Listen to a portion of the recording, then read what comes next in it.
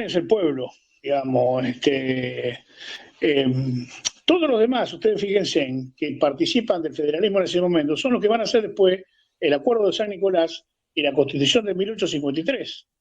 Pero ya el nivel de los caudillos era muy bajo. Los hombres que mandan a hacer la Constitución son los abogados, los ilustrados, digamos, y hacen una copia de la. Yo quiero hablar después de ese tema de la Constitución, en todo caso lo dejamos a la próxima charla, de la Constitución norteamericana, introduciendo elementos que yo creo que son los elementos que el general Perón denuncia como la democracia liberal. Primero, el sistema de la representación, ¿no es cierto?, que impide verdaderamente la libertad del voto de las personas y que, como dice nuestra Constitución, el pueblo no gobierna ni delibera sino a través de sus representantes, y no establece en ningún momento la relación entre el representante y el representado. Es decir, que uno puede ser votado y después hacer lo que se le canta la gana, porque no hay nada, absolutamente nada, ni siquiera un contrato firmado donde uno está obligado a cumplir con las cosas que dicen en la campaña. No sé si ustedes se acuerdan que Carlitos Menem decía, si hubiese contado lo que yo iba a hacer, nadie me votaba. Efectivamente, pero bueno, como la Constitución se lo permite, por este sistema de democracia representativa, por la división de poderes que inhibe la idea de un poder fuerte. Fíjense que el pueblo siempre se preguntó por qué no puede un buen gobernante que gobierna bien para el pueblo, para la gente, poder seguir en su función todo el tiempo que sea necesario. Hoy tenemos un caso muy concreto en la República Argentina, que es el caso del compañero Gildo Infran en Formosa. Es atacado violentamente, fíjense, por la oligarquía unitaria de los medios de comunicación de Buenos Aires, ¿no? Y sin embargo el pueblo formoseño lo apoya y lo quiere al extremo que gana todas las elecciones con entre el 60 y el 70% de los votos. Entonces, y si uno va, no sé si usted tiene la oportunidad, yo ahí he tenido la oportunidad de recorrer Formosa, a Formosa la dio vuelta. No hay ninguna razón para que un gobernante, lo mismo que de un club, si un club es bueno el presidente, ¿por qué lo va a sacar? Si funciona bien.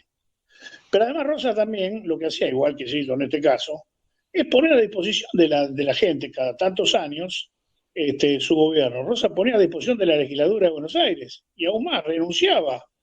Tenía que insistir la legislatura para que asumiera nuevamente la gobernación. Varias veces que fue propuesto como gobernador, renunciaba, no quería seguir, pues además no lo necesitaba desde el punto de vista económico, digamos, al contrario, perdía, estaba cansado, pero sin embargo la legislatura le rechazaba la renuncia y tenía que volver a asumir. Eso sí, la condición que imponía era la suma del poder público, porque había que someter de alguna manera y poner en orden a la anarquía que existía en el país.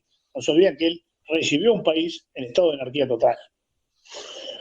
Entonces, bueno, cae solo, ya le digo, el ejército de Urquiza lo derrota en la batalla de Careceros el 3 de febrero. Ustedes saben que el desfile se hizo el 19 de febrero y se demoró intencionalmente, porque ese día es el día de la batalla de Ituzaingó, el aniversario de la batalla de Ituzaingó, de la derrota brasilera por parte de las tropas argentinas en el límite entre Uruguay y Paraguay, que yo lo venía contando.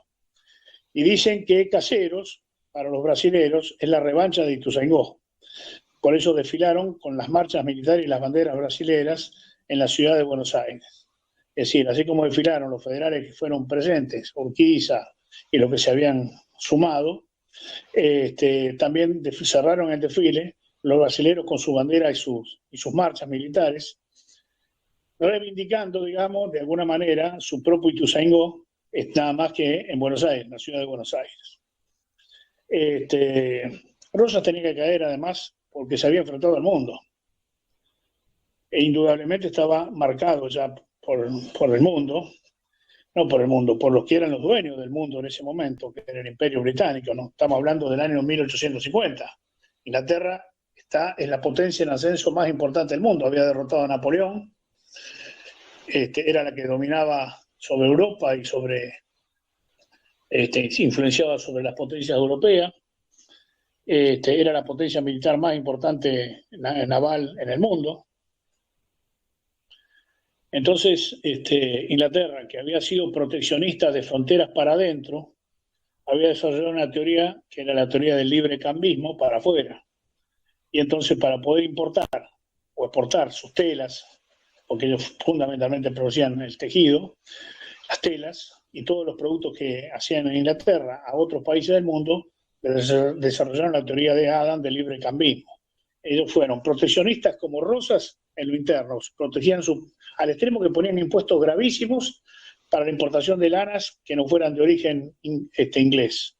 Y después desarrollaban la teoría del libre cambismo para que los países del resto del mundo cedieran al comercio inglés y permitieran el comercio inglés con total libertad. Bueno, ya habían logrado los ingleses cosas importantes. Por ejemplo, habían logrado que Uruguay sea un estado independiente, porque increíblemente nosotros ganamos el Ituzaingó a los brasileros que querían ocupar Uruguay como una extensión del imperio grande de Brasil. Esa época era portugués todavía. Querían ocupar el Uruguay. Nosotros les ganamos y en vez de quedar el Uruguay como parte de la banda oriental, como se llamaba en ese momento, se hace un estado independiente en una mala negociación o una presión que tuvo muy fuerte, primero Rivadavia y después Dorrego, que termina pagando los platos rotos y lo termina fusilando Lavalle, supuestamente por eso. Pero en realidad ya la decisión estaba tomada y el enviado inglés que operaba en esta zona decía que por fin hemos logrado lo que queríamos, que América para Inglaterra. Y indudablemente la balcanización, o sea, la división en distintos estados de América, particularmente en este caso la Cuenca del Plata, manejada ya por dos países, Uruguay y Argentina, era un plan británico y bajo ningún punto de vista podían permitir de que la Argentina tuviera las ambas costas del Río de la Plata. Y hoy, bueno, la comercialización que está ocurriendo de nuestros cereales pasa por el Paraná, pero termina saliendo a mar profundo por el puerto de Montevideo. Eso no es una casualidad, compañero. No es un problema que una ayuda del uruguayo. Eso es porque la política internacional está apoyada en los sistemas mundiales, en las grandes potencias mundiales. En este caso, Inglaterra. Tuvo el complejo anglosajón norteamericano, digamos que es más o menos lo mismo. Bueno, Rosas cae, él logra salir de la Argentina con su Manolita, se va a Inglaterra, a Southampton, donde termina trabajando, teniendo una pequeña granja, que él mismo trabajaba, que él mismo cultivaba, y muere en el año 1877. Tenía que caer porque el mundo estaba en contra de él, las grandes potencias. Tiene que caer porque el Imperio de Brasil quería tomar la revancha en Argentina y además porque había caudillajes ya federales que creyeron que ellos podían hacer lo que Rosas se negaba a hacer, es decir, hacer una constitución que permitiera organizar la Argentina. Bueno, la historia le dio la verdad a Rosas.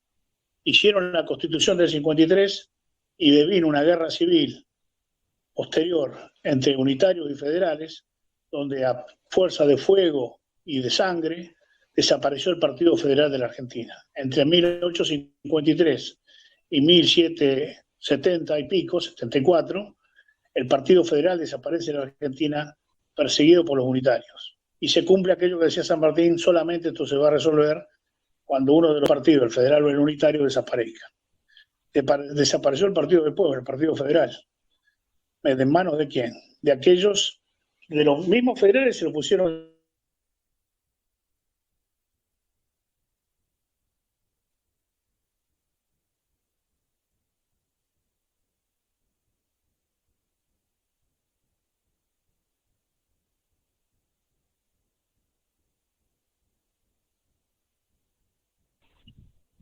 Otra vez. ¿Sí? Ahí estoy. Bueno, entonces vamos a hacer una cosa, porque hay que hablar del tema de la Constitución, de Pavón y de todo lo que empieza la persecución del Partido Federal. Yo lo que quiero que entiendan es que todo lo que decía Rosas que iba a pasar con la Constitución, si no se organizaba primero el país, si no se consolidaba la unidad nacional, si no se consolidaba el federalismo como organizativa y orgánica de la nación argentina, lo que iba a terminar ocurriendo era una farsa de constitución. Se copió la Constitución de Estados Unidos, se puso el sistema representativo de gobierno, se puso un federalismo light que permitía, lo único que salvaba era a los caudillejos electorales locales, sean federales o unitarios, ya no importaba, porque mismo. Se estableció el sistema de los tres poderes o de balance entre los poderes que impedía que un hombre con mucho apoyo popular pudiera gobernar. Ustedes acuérdense de los problemas que tuvo el general Perón en su gobernanza, porque tenía no el Congreso, con eso tenía favor, pero sí la justicia, y un montón de leyes fueron impugnadas porque estaban en manos de los adversarios, cuando el pueblo, su gran amplia mayoría, lo sostenía abiertamente. Pero bueno, eso fue el resultado de la caída de Rosas, de la continuidad de los hombres que tuvieron, los últimos hombres del federalismo que estuvieron con él, que hicieron esa constitución y que finalmente tuvieron que ceder ante Buenos Aires, porque si no Buenos Aires amenazaba con separarse. En 1859 Buenos Aires decide constituir hasta incluso una república aparte, que se llamó la República de Plata. Solo un hombre de los unitarios fue inteligente lo suficiente como para pensar que había que arreglar con el resto de las provincias, había que aceptar la Constitución del 53 con reformas que son las que le hacen para debilitar más el federalismo y aumentar el centralismo de Buenos Aires, centralismo, digamos, unitario. Y ese hombre se llamaba Bartolomé Mitre, que inteligentemente comprendió que el país era federal, pero lo que había que hacer desaparecer era el Partido Federal, es decir, a los federales, y dejar un muestreo, una muestra simple de federalismo, que es como terminó siendo la Argentina.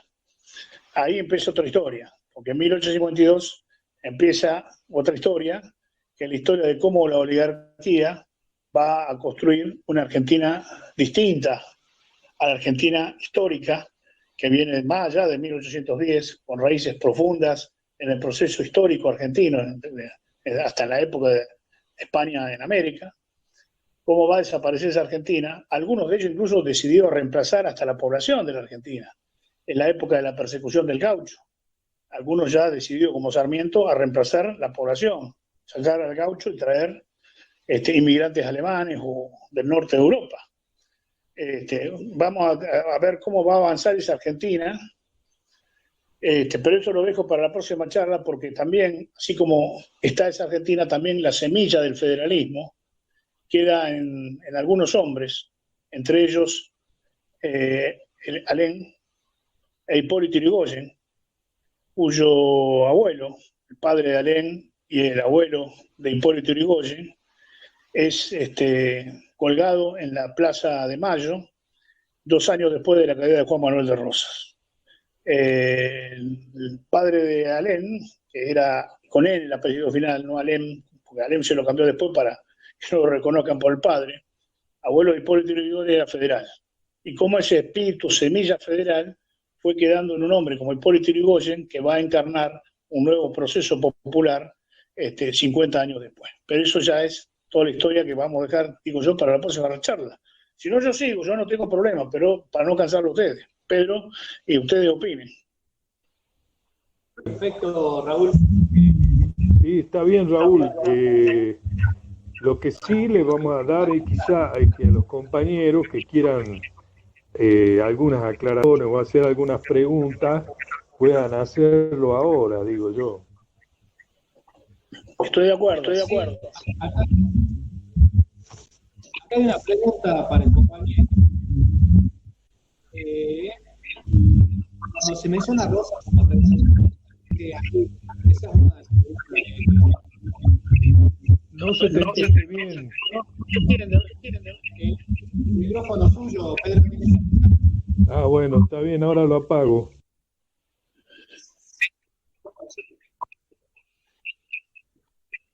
Ahora sí, ahora sí.